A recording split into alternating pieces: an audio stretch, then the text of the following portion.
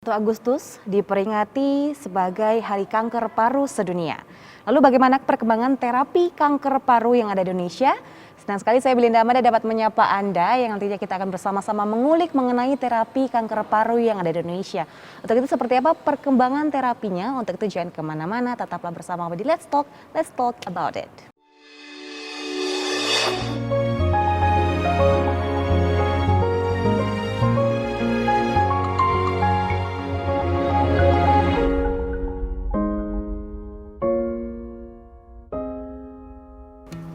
Baik, tadi kan kita sudah berbicara atau saya sudah membridging sedikit mengenai topik kita pada hari ini. Dan saat ini di tengah-tengah kita sudah ada dokter dari RSSA ya, Saiful Anwar, begitu dari Saiful Anwar Malang.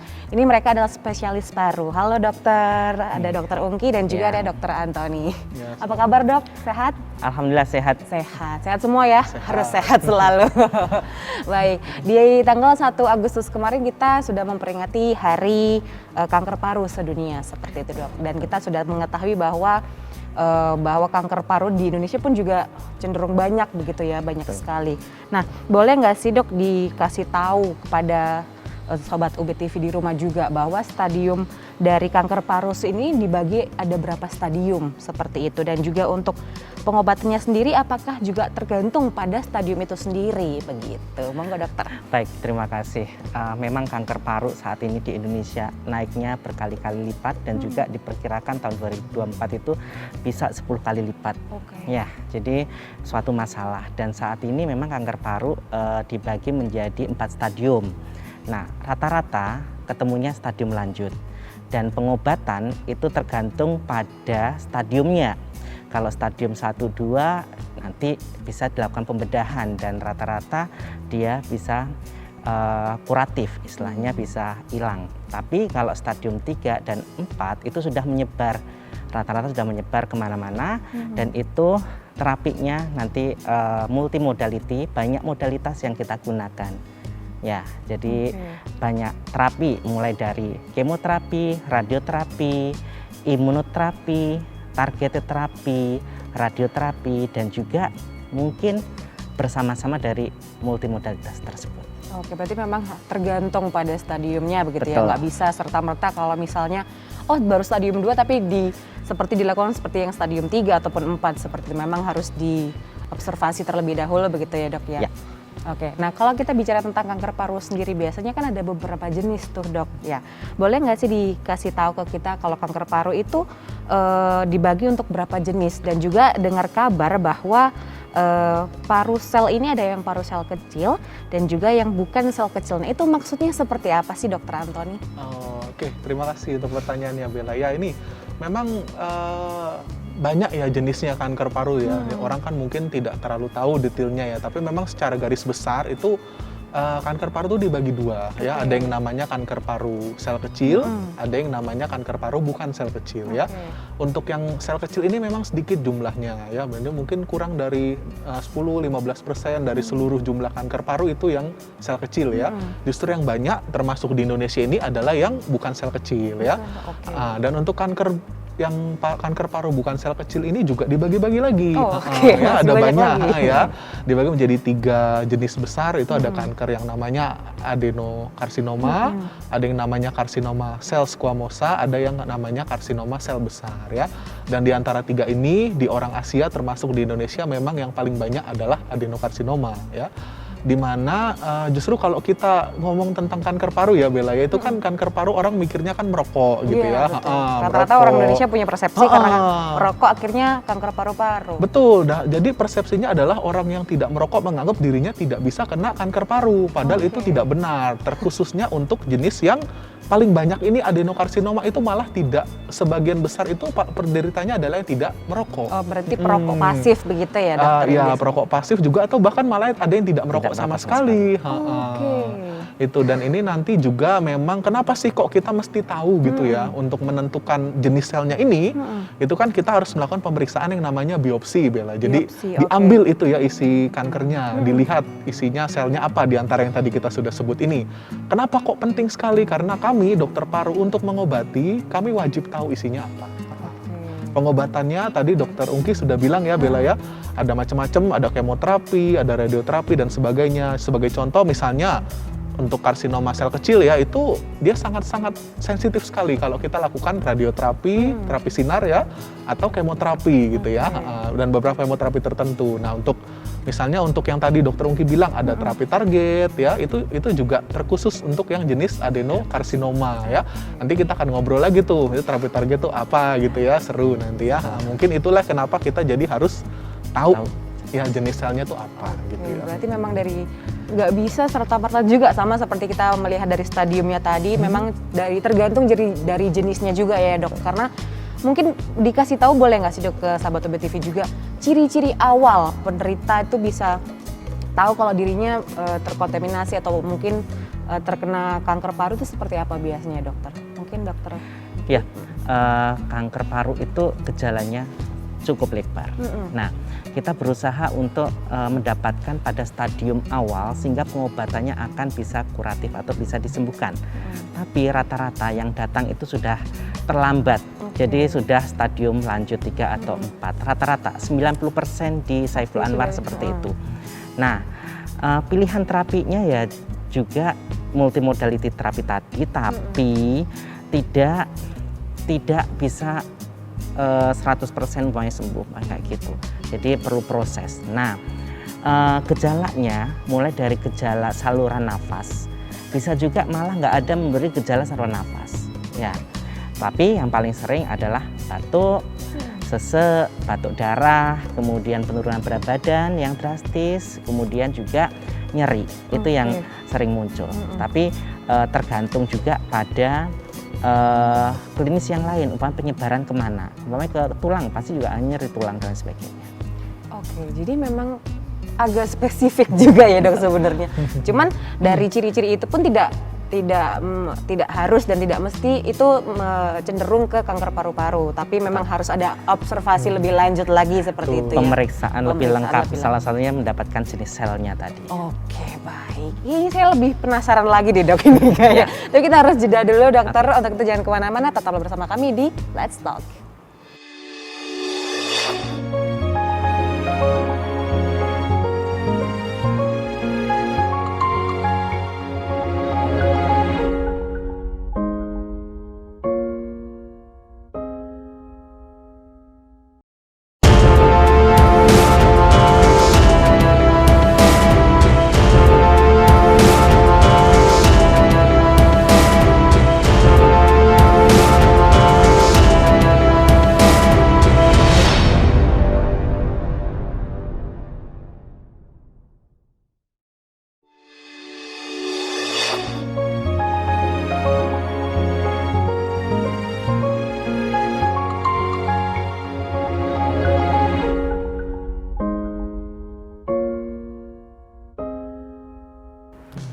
Masih bersama kami di Let's Talk dan kita masih membahas mengenai kanker paru yang ada di Indonesia. Nah, tadi kita sudah mengetahui gejala awal seperti apa, stadiumnya ada berapa saja dan jenisnya ada apa saja dan juga ada berapa.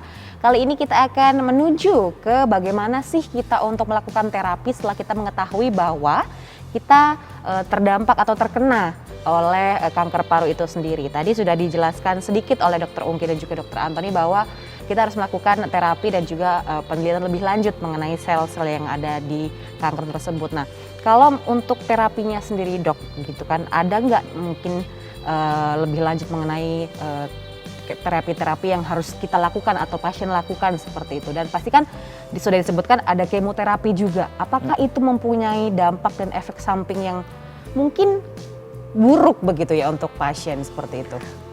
Baik, ya. Setelah mengetahui stadium dan juga jenis selnya, pasti kita akan menuju terapinya. Nah, masyarakat pasti image-nya, oh ini nanti akan dilakukan kemoterapi. Ya. Kemoterapi efeknya akan menurunkan kondisi pasien dan lain sebagainya. Tapi perlu diingat bahwa perkembangan kemoterapi itu cukup pesat untuk kanker paru. Nah, ada berbagai macam obat baru juga dan juga pilihan untuk masing-masing jenis sel. Nah, kita memilihkan obat kemoterapi itu juga sesuai dengan stadium, jenis sel, dan juga kondisi pasien. dan kita selalu melakukan evaluasi secara rutin. Jadi tidak semua efek samping obat kemoterapi itu rambutnya akan rontok. Kayak gitu Itu ya. kan persepsi masyarakat, Persepsi karena kalau masyarakat seperti kemoterapi itu. rontok, kurus begitu ya dok jadinya. Karena yang memberi rambut rontok itu memang ada jenis kemo tertentu, tapi ada juga yang tidak memberi efek rambut rontok. Jadi memang pilihan itu banyak dan juga kita menyesuaikan jenis selnya, stadium dan kondisi pasien itu. Kemudian selain tadi juga multimodality kan ya, kalau terutama kalau kemoterapi itu stadium 3 dan 4. Ya, kalau stadium 1 2 kan pembedahan. Nah, juga ada targeted terapi. Nah, apa sih targeted terapi? Ini obatnya minum. Oh, minum. Ya, obatnya minum. Jadi tiap hari minum obat seperti vitamin ya, gampangnya ya. Jadi obatnya minum di tiap hari dan efek sampingnya cukup minimal dan ini diberikan pada pasien yang jenis adenokarsinoma yang mengalami mutasi pada ekson tertentu. Ya, baik itu 18, 19, 21 atau ekson 20. Jadi di situ ada pemeriksaan lagi dari selnya itu yang mutasi yang mana sehingga targetnya obatnya langsung ke yang mutasi tersebut dan keberhasilannya jauh lebih tinggi. Karena memang fokus terhadap sel yang bermutasi itu tadi ya dokter ya. Kemudian nanti juga ada perkembangan imunoterapi. Imunoterapi berbeda dengan kemoterapi. Imunoterapi itu kerjanya adalah meningkatkan sel tubuh. Sel T tubuh ditingkatkan, daya tahan tubuhnya akan meningkat sehingga dia mampu mengenali sel kanker tersebut dan melakukan eradikasi dari kanker tersebut. Karena kanker itu unik. Dia bisa membuat kamuflase. Sel pertahanan tubuh itu bisa tidak mengenali sel kanker, dianggap sebagai sel normal sehingga dia terus berkembang. Nah, efek samping ya ini iya. Efek sampingnya juga akan lebih minimal dibandingkan dengan kemoterapi, walaupun dia juga diinfus seperti kemoterapi, karena dia tidak membunuh sel yang sehat, tapi dia menumbuhkan sel imun tubuh kayak gitu. Kemudian kalau radioterapi itu melakukan penyinaran sehingga sel ganasnya itu yang mudah mengalami mutasi itu akan dibunuh atau dipecah. Nah, kemudian multimodality yang lain yaitu pembedahan. Kalau umpama stadium 3-4 apakah mungkin dibedah? Mungkin kalau dia ada hal-hal tertentu, umpamanya ada penekanan dan lain sebagainya. Dengan segala kita harus melihat kondisi pasien juga. Tapi sifatnya bukan berbeda dengan stadium 1 atau 2, kayak gitu. Oke, berarti ini penjelasannya cukup singkat namun padat jelas banget ya dok. Saya sampai memang berarti kalau kemoterapi kan sudah berkembang, jadi tidak selalu mungkin karena masyarakat berpikir kalau kemoterapi sudah pasti rambutnya rontok, sudah pasti kurus, sudah pasti mungkin yang sampai efek mual-mual seperti itu. Tapi tergantung pada stadiumnya juga, sel-selnya seperti apa. Memang harus terfokus langsung pada penyakitnya dan selnya tersebut. Nah, apalagi kalau yang di imunoterapi ini, itu butuh kalau mungkin kita bilang seminggu sekali kah untuk terapinya atau seperti apa begitu dok? Mungkin dokter Antoni. Kalau imunoterapi ini ya, ini berbedanya dengan kemo. Gitu. Ya tadi seperti yang dokter Ungki sudah bilang ya, sebenarnya secara prinsip itu adalah kalau kita memberikan obat pada kanker paru ya, dan kanker pada umumnya ya Bella ya, itu kita kan mau menghancurkan sel kankernya. Nah, untuk kanker paru ini memang untuk yang kita sering pakai di sini ada kemo, terapi target dan imunoterapi. Nah, ini punya caranya masing-masing gitu ya. Apakah dilakukan berdampingan begitu dok? Bisa jadi. Itu makanya itu disebut dengan terapi multimodalitas itu ya. Multimodalitas itu artinya kita memberikan berbagai macam modalitas terapi gitu loh ya. Jadi pada satu pasien itu bisa saja nggak cuma dibedah aja, nggak cuma kemo aja, nggak cuma radioterapi saja ya, itu macam-macam gitu ya. Nah itulah tergantung pada jenis selnya dan stadiumnya ya, gitu. Seperti dan dengan kombinasi itu juga akan memberikan progression free survival rate atau istilahnya angka tahan hidup ataupun overall survival rate. Jadi itu akan lebih panjang dibandingkan dengan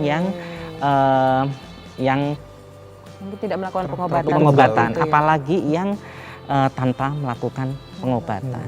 Kayak gitu. Dari data itu memang kanker paru itu angka tahan hidupnya lebih rendah dibandingkan dengan jenis kanker-kanker yang lainnya. Makanya ini menjadi concern di Indonesia. Indonesia faktor risiko kanker paru tinggi, pencegahan nggak ada, tapi insidennya naik tajam. Dan ini akan menjadi beban negara. Ya, banyak yang sakit. Sehingga negara kanker paru salah satu prioritas untuk penanganan yang lebih bagus lagi. Kayak gitu. Oke, mengenai tentang angka hidup jangka panjang ini nanti Ya. Dok, kita akan membahasnya lebih lanjut dan kita akan jeda terlebih dahulu. Untuk itu sahabat BTV jangan kemana-mana, tetaplah bersama kami di Let's Talk.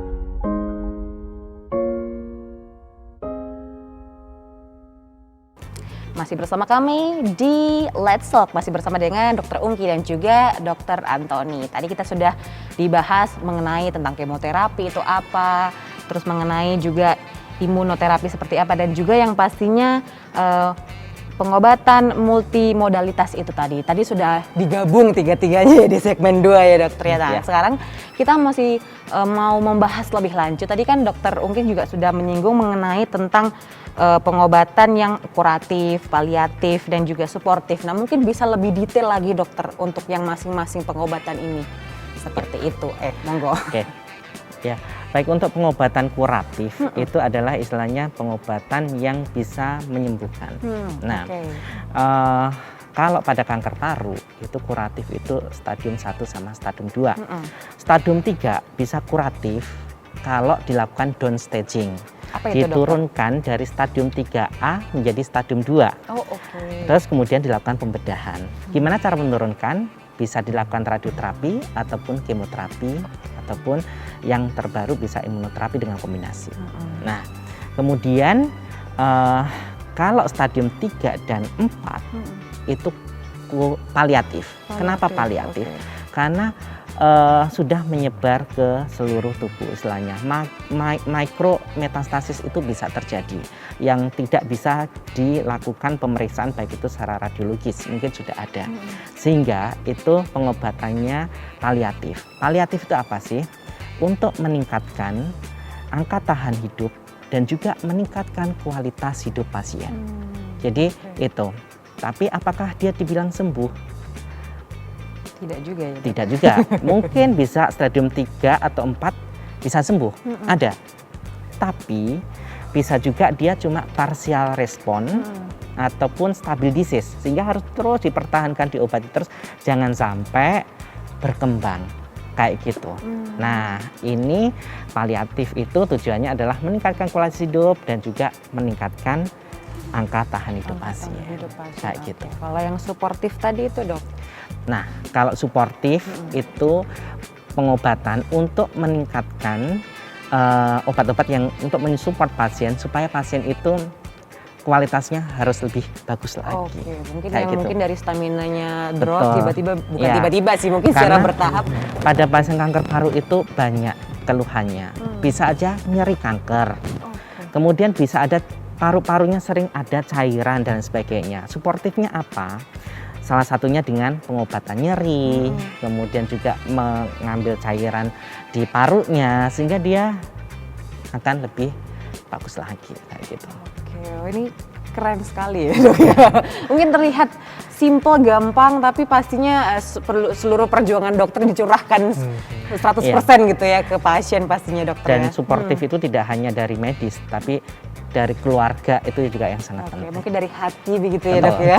Iya. Karena kan mental juga perlu Pasti. begitu ya. Karena kan Pasti. fisik pasti sudah kita pasti tahu bahwa mungkin ada dropnya, ada harus semangatnya juga, tapi mental pun juga itu mempengaruhi kesembuhan pasien seperti itu ya. Betul. Contoh kalau support group juga ya dok ya, Ya. itu juga Oke. sekarang lagi kita galakan tuh ya support group. Jadi sesama survivor misalnya Oke. pasien yang sudah stabil atau melewati kanker paru itu bisa membentuk grup yang saling menyemangati itu Bella. Wow, jadi keren banget. Berarti memang di Saiful Anwar sendiri memang dibikinkan untuk grup seperti itu ya dok, untuk sesama survival Betul. begitu ya. Betul sekali. Oke, wah ini keren sekali karena tidak banyak juga yang mungkin sudah survive atau sembuh. Biasanya kayak iya sudah saya sembuh-sembuh aja, saya nggak mau kasih support ke sesama yang lagi berjuang kayak gitu. Mungkin lebih tepatnya agak ngapain sih seperti itu. Tapi di Saiful Anwar sendiri memang ada khusus ya dok ya untuk Betul, ada. penyemangat begitu ya sesama penyintas begitu. Baik, ini kalau kita lihat kan tanggal 1 Agustus kemarin juga memperingati Hari Kanker Paru Sedunia. Mungkin boleh nggak sih dari masing-masing dokter, dari dokter Ungki maupun dokter Antoni memberikan mungkin pesan ataupun kesan atau seperti apa ya, mungkin arahan juga kepada sahabat UBTV di rumah untuk seperti apa sih kita menyikapi Hari 1 Agustus ataupun Hari Kanker Paru Sedunia. Monggo dokter Antoni dulu boleh? Oke, terima kasih Bella. Jadi memang benar bahwa setiap pada tanggal 1 Agustus ya Bella, itu kita memperingati Hari Kanker Paru Sedunia ya. Untuk Hari Kanker Paru Sedunia sendiri sebenarnya untuk setiap tahun tuh temanya sama ya. Itu Raising Awareness of Lung Cancer. Jadi kita meningkatkan kewaspadaan ya, ketahuan kita terhadap kanker paru. Tapi pada tahun 2022 ini memang kita juga ada tema barengan dengan Hari Kanker Sedunia. Yaitu Close the Gap ya. Jadi menutupi jurang ya. Jurang apa? Jurang perbedaan pengobatan ya. Perbedaan itu pengobatan itu artinya tidak hanya di level mungkin personal ya, jadi tiap orang bisa mendapatkan care yang berbeda, tapi juga di level yang lebih besar ya. Jadi di sini kami sebagai dokter paru tuh memang khusus untuk tahun ini ya dengan subtopik tema yang Close the Gap, Care Gap itu ya, menutupi jurang perbedaan pengobatan itu. Kita ingin supaya setiap pasien kita bisa mendapatkan terapi yang seharusnya paling baik untuk masing-masing dari mereka sendiri. Untuk itu pesan kami memang ya jangan takut ya Bella ya. Jadi untuk pasien-pasien yang mungkin dari dokter puskesmas, dokter umum dicurigai mengalami kanker paru ya. Tadi seperti dokter Ungki bilang datang sudah terlambat. Sudah stadium 4 penyebaran ya. Jangan takut gitu ya. Banyak sekali cara yang bisa kita lakukan untuk mencapai pengobatan yang paling baik untuk masing-masing penderita kanker paru itu. Luar biasa. Jadi pokoknya jangan pernah takut untuk berobat seperti itu ya. Jangan. Kalau punya ciri-cirinya mungkin masih takut, kayak lebih baik langsung datang ke Saiful Anwar aja gitu ya. Betul. Itu pesan dari dokter Atri. Kalau dari dokter Ungki sendiri? Ya, pengobatan kanker paru banyak yang baru dan juga obat-obat tersebut sebagian besar tercover di dalam jaminan sosial yang disediakan oleh pemerintah. Jadi pemerintah juga sangat care terhadap pengobatan kanker paru. Jangan takut untuk berobat. Efek samping pengobatan akan kami kendalikan. Hasil memang semua Tuhan yang akan menentukan, tapi paling tidak ada usaha. Angka tahan hidup akan lebih bagus lagi, kualitas hidup pasien akan lebih bagus, itu adalah tujuan kami. Luar biasa. Jadi jangan pernah takut untuk survive seperti itu ya, karena pemerintah pun sudah mendukung, yang pastinya keluarga pun juga pasti mendukung, dan seluruh dokter akan selalu mengupayakan yang terbaik untuk kesehatan pasiennya. Terima kasih dokter sudah hadir bersama kami di Let's Talk membicarakan tentang Hari Kanker Paru Sedunia. Terima kasih, dan itu topik yang menarik, sungguh luar biasa. Terima kasih Sobat UBTV, sudah 30 menit kita berbincang mengenai topik yang sungguh luar biasa. Namun kita harus usai seperti, tapi jangan takut, untuk kita akan selalu menemani Anda di program dengan topik-topik yang seru lainnya. Untuk itu, sampai jumpa.